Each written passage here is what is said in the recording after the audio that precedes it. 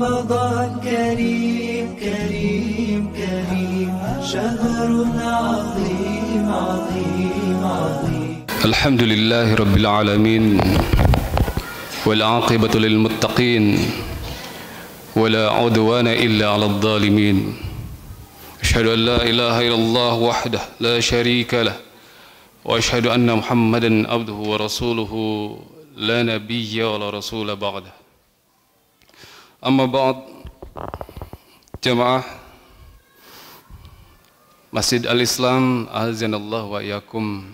Alhamdulillah, pada kesempatan malam hari ini Allah masih memilih kita untuk tetap berada di masjid yang kita cintai ini.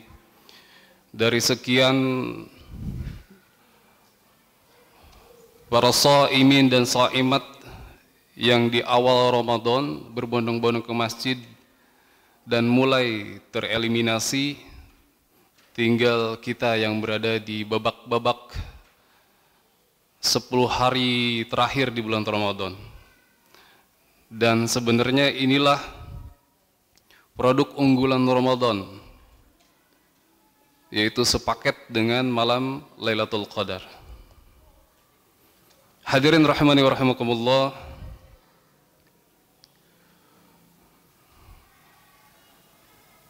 yang hadir di tempat ini ada dua kebanyakan. Yang pertama mahasantri dan yang kedua jamaah senior Al-Islam. Insyaallah wajah-wajah lama, ada alumni juga. Para alumni, Masya Allah. Dan ini artinya menandakan bahwa kecintaan kita terhadap ibadah di bulan Ramadan ini tidak instan begitu saja, tapi dibangun dengan hal-hal yang memang mengarahkan kita kepada lezatnya beribadah. Kenapa banyak orang yang satu persatu tereliminasi dari masjid? Tidak hanya di sini, tapi di seluruh masjid. Bahkan di akhir Ramadan menjelang Idul Fitri, biasanya masjid terasa mencekam. Hanya beberapa orang saja. Ini karena kebanyakan kita belum merasakan lezatnya ibadah. Lezatnya ibadah. Karena kalau kita merasakan lezatnya ibadah, maka kita tidak akan pernah melepaskan ibadah itu. Padahal kalau kita menyelami secara dalam setiap ibadah yang disyariatkan atau disunahkan di bulan Ramadan, itu tidak hanya membangun iman, tapi membangun iman. Bagaimana kita berdiri berlama-lama sholat tarawih? Kalau di dalam ilmu TCM, Traditional Chinese Medicine, itu ada yang namanya aliran Qi. Ini sebenarnya Ustadz Iskandar nih yang berkompeten bicara tentang ini. Aliran Qi ini akan mengalir baik di tubuh kita ketika kita berdiri lama. Ada banyak sekali gerakan-gerakan Qi yang biasa dilakukan oleh orang-orang tradisional Chinese. Bahkan orang-orang tua di sana bisa sampai ratusan tahun karena mereka punya jurus khusus. Dan di antaranya adalah berdiri lama. Walaupun ada berdiri, tidak hanya berdiri, tapi ada beberapa cara. Tapi ketika kita berdiri lama, berlama-lama menikmati lantunan ayat Al-Quran yang dibawa oleh imam, kita tidak akan merasakan betapa hidupnya aliran Qi di titik-titik meridian dalam tubuh kita. Dan ini tentu akan membuat kita strong ya, insya Allah. Mungkin ada beberapa teman-teman kita yang sebelum masuk masjid menggigil, tapi ketika masuk masjid mulai melakukan sholat, mulai panas badannya. Masya Allah, itu secara imun saja akan membangun kita. Dan seharusnya dari hikmah yang kecil seperti ini harus muncul kecintaan kita terhadap ibadah ini. Karena tidak mungkin akan muncul kelezatan ketika kita melaksanakan ibadah ketika kita melakukannya tanpa cinta. Bayangkan, tiba-tiba Allah mewajibkan kita puasa. Kutiba alaikumusiyam. Diwajibkan kepada kalian puasa. Dan puasa ini adalah sebuah beban untuk kita. Kita nggak boleh makan, nggak boleh minum, nggak boleh berhubungan suami istri. Banyak hal yang harus kita jaga selama seharian. Padahal sebelumnya halal. Ada masyaqqah, ada dahaga, lapar dan lain sebagainya yang harus kita tahan. Itu semua beban. Dan beban itu kalau kita pikul sendiri, ya tentu akan menjadi sebuah beban yang berat. Dan inilah yang akan membedakan seseorang yang memikul beban dengan cinta dan tanpa cinta.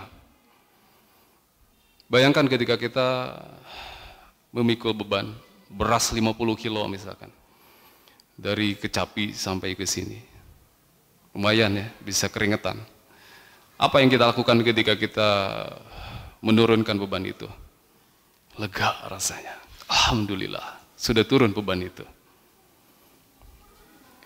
Dan itu akan teruji ketika bulan Ramadan telah berlalu.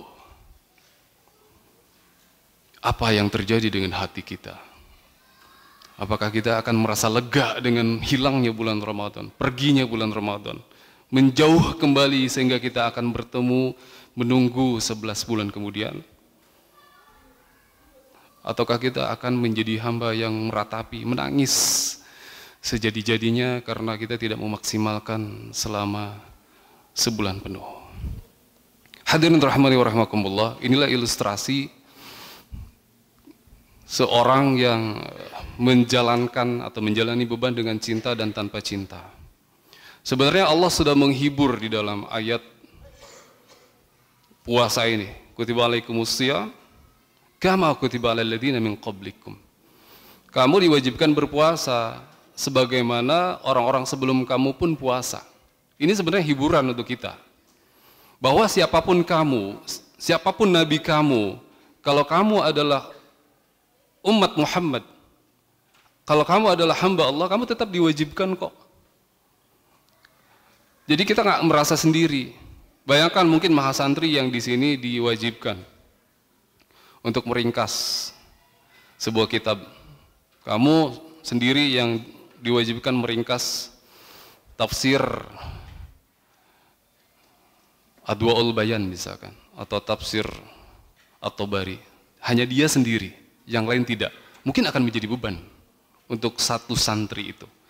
Tapi ketika seluruh santri diwajibkan untuk meringkas kitab, maka itu sebuah hiburan dan akan menjadi motivasi. Sehingga muncullah rasa cinta yang seharusnya kita jalani di dalam ibadah puasa ini tanpa menjadikannya sebuah beban. Karena orang terdahulu pun berpuasa. Dan di ayat yang selanjutnya Allah membatasi, memberikan warning, ayyaman ma'dudat, hari-hari yang terbatas. Terbatas loh hari-harinya. Hanya dihitung 1 bulan saja. Jadi buruan, manfaatkan waktu ini sebaik mungkin. Kalau Pak Masyudi misalkan memberikan diskon besar-besaran ke bab santri 50%, hanya 10 hari terakhir di bulan Ramadan, maka saya yakin banyak yang berbondong-bondong membeli kebab santri. 50% lumayan. Karena hari-harinya terbatas. Mumpung nih, ini udah masuk harinya. Nanti kalau lebaran udah lewat udah nggak diskon lagi. Begitupun bulan Ramadan. Bulan Ramadan ini hari-harinya terbatas, hanya 1 bulan saja. Jadi manfaatkan sebaik mungkin. Allah ingin menyampaikan itu kepada kita. Hadirin rahmani wa rahmakumullah, maka dari itu mari saya mengingatkan kepada diri saya pribadi dan kepada jamaah sekalian untuk memanfaatkan di 10 hari terakhir bulan Ramadan ini, dan inilah kepuasan sejati yang akan dirasakan oleh hati kita ketika kita menjauh dari Ramadan. Ketika kita mulai melewati Ramadan makin jauh, makin menyesali. Saya yakin di antara santri ini banyak pecinta alam. Ini biar ilustrasinya masuk ya. Banyak pecinta alam yang suka naik gunung. Ada yang udah pernah naik ke Semeru? Ada? Sombong ya, mentang-mentang saya udah pernah. Kita ini saat ini sudah berada di Kalimati, di bawah kaki gunung Semeru. Kalau kita menyepelekan, bentar aja lah, kapan lagi? Naik gunung summit mah ntar aja, bisa kapan aja. Karena kita udah dapet Ranukumbolo misalkan kayak gitu ya. Jadi santai. Dan ini saya menyaksikan langsung, karena setiap pendaki itu tidak semua sampai di puncak. Mungkin ketika itu yang tidak naik akan merasa santai. Santailah, nanti di kesempatan kemudian kita bisa naik. Karena mungkin sudah kelelahan atau dingin yang terlalu mencekam atau karena badai dan lain sebagainya, dan kebanyakan karena kondisi tubuh yang tidak fit. Dan setelah turun dan orang-orang yang di Kalimati menyaksikan orang-orang yang sudah summit turun, disitulah mulai ada penyesalan. Makin lama, makin menjauh, sudah pulang, sampai rumah penyesalannya makin besar. Sehingga kesempatan untuk summit lagi itu semakin jauh. Apalagi sekarang Semeru masih ditutup. Bayangkan, ketika orang-orang itu yang tadi tidak naik, kemudian mereka memaksakan diri untuk naik. Mungkin tidak ada lagi penyesalan. Ini hanya bernilai dunia, kepuasan dunia yang tidak ada jaminannya untuk kalau kita summit dapat pahala yang besar. Lalu bagaimana ketika Allah menjanjikan pahala yang besar? Khairum min alfi syahr. Ketika kita beribadah di malam Lailatul Qadar itu, khairum min alfi syahr. Lebih baik dari ketika kita beribadah selama 1000 bulan. Apakah kita tidak akan menyesal ketika kita tidak berusaha untuk mendapatkan malam itu? Apalagi untuk para pemuda yang belum terlalu banyak kesibukan, maka mari kita kuatkan ikat pinggang kita untuk mencari malam Lailatul Qadar ini, agar kita mendapatkan apa yang Allah janjikan. Selain dari ampunannya, Allah menjanjikan pahala yang besar, dan Allah tentu menjanjikan kita menjadi seorang yang bertakwa sehingga Allah membalasnya dengan surga. Hadirin rahimani wa rahimakumullah. Ada satu amalan yang mungkin akan membekali kita sampai akhir Ramadan ini.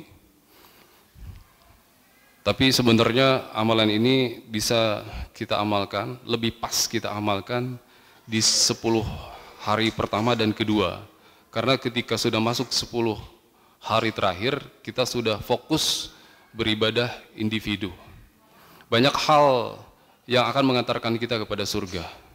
Tapi dalam sebuah hadis, Rasulullah mengisyaratkan yang paling banyak mengantarkan kita ke jalan surga adalah hal-hal yang berkaitan dengan ibadah sosial. Hal-hal yang berkaitan dengan muamalah dengan orang lain. Tidak bersifat mensolehkan pribadi atau amalan pribadi, amalan individu. Seperti yang diungkapkan dalam sebuah hadis Rasulullah SAW dari Abdullah bin Salam, Rasulullah SAW bersabda dalam hadis yang masyhur, "Abshus salam wa at'imut ta'am wa sallu bil laili wan nasu bin niyam." Abshus salam, tebarkanlah salam. Tentu menebarkan salam ini isyarat bahwa kita harus berinteraksi dengan kaum muslimin secara umum. Bahkan tidak hanya menyampaikan salam, tapi di situ ada membangun silaturahim, ada jiwa sosial, ada perhatian terhadap tetangga kita minimal yang berada di sekitar kita. Absyus salam. Setiap orang yang kita lewati, jangankan yang kita kenal, yang tidak kita kenal pun kita sampaikan salam. Ketika kita berangkat dari masjid minimal ya, dan pulang dari masjid, absyus salam. Disitulah muncul ada kesempatan kita untuk berdakwah. Dan ini akan panjang ketika kita bahas secara mendalam hikmah-hikmah yang bisa kita ungkap dari hadis ini. Karena tadi sudah disebutkan kultum, bahkan saya menyebutnya kulkas, kuliah ringkas. Kalau kultum itu kata para alumni, kul ma syi'tum, katakan semaumu. Jadi terserah saya kalau kultum Pak mau berapa menit. Jadi saya sebut kulkas aja, kuliah ringkas. Absyus salam, tebarkanlah salam, wa'timut ta'am, dan berikanlah makanan. Berikanlah makanan. Ini adalah amalan sosial. Dan ini kalau kita sudah masuk ke 10 malam terakhir bulan Ramadan, tentu kita akan terbatas geraknya. Sehingga kita bisa melakukan ini di 10 hari pertama dan kedua. Tapi kalau kita punya pasukan misalkan, insya Allah masih bisa. Sekarang kan zaman M-Banking, kita transfer ke rumah makan suruh kirimkan nasi kotak atau apapun ke masjid-masjid. Masih bisa insya Allah. Masalah operasional kalau masih bingung, di sini ada kiai kita, Kiai Fadli yang faham sekali tentang hal tersebut. Yang terakhir, wasallu bil-laili wan-nasu niyam. Dan salatlah di malam hari, maksudnya di sepertiga malam terakhir, atau untuk menghidupkan malam kita, sedangkan manusia sedang dalam terlelap. Inilah satu-satunya amalan individu dari 3 amalan yang disebutkan oleh Rasulullah SAW. 2 amalan yang pertama adalah ibadah sosial, muamalah dengan kaum muslimin secara umum, dan yang terakhir adalah amalan individu. Amalan untuk mensolehkan diri kita, dan ini sebenarnya untuk amunisi kita. Makin kita mampu melakukan qiyamul lail, maka kekuatan untuk melakukan amalan yang pertama dan yang kedua itu akan lebih besar lagi. Hadirin rahimani wa rahimakumullah, tidak terlambat rasanya untuk terus kita mengejar setiap jalan menuju surga ini. Dan terakhir Rasulullah SAW menutup hadis ini, tadkhulul jannata bisalam, maka kamu akan masuk ke dalam surga dengan selamat. Dengan selamat artinya tanpa melalui masuk neraka terlebih dahulu. Karena yang paling baik dari kita adalah masuk surga dan terbebas dari api neraka. Hadirin rahimani wa rahimakumullah, semoga Allah memberikan kekuatan kepada kita untuk terus mengupgrade iman dan imun kita agar senantiasa kita terus mendekatkan diri kepada Allah, taqarrub ilallah, terutama di 10 malam terakhir ini. Semua yang benar datang dari Allah Subhanahu wa taala, kesalahan kekeliruan dari kami dan dari syaitan semoga Allah mengampuni kita semua. Kita tutup dengan doa kafaratul majlis. Subhanakallahumma bihamdika asyhadu an la ilaha illa anta astaghfiruka wa atubu ilaik. Assalamualaikum warahmatullahi wabarakatuh.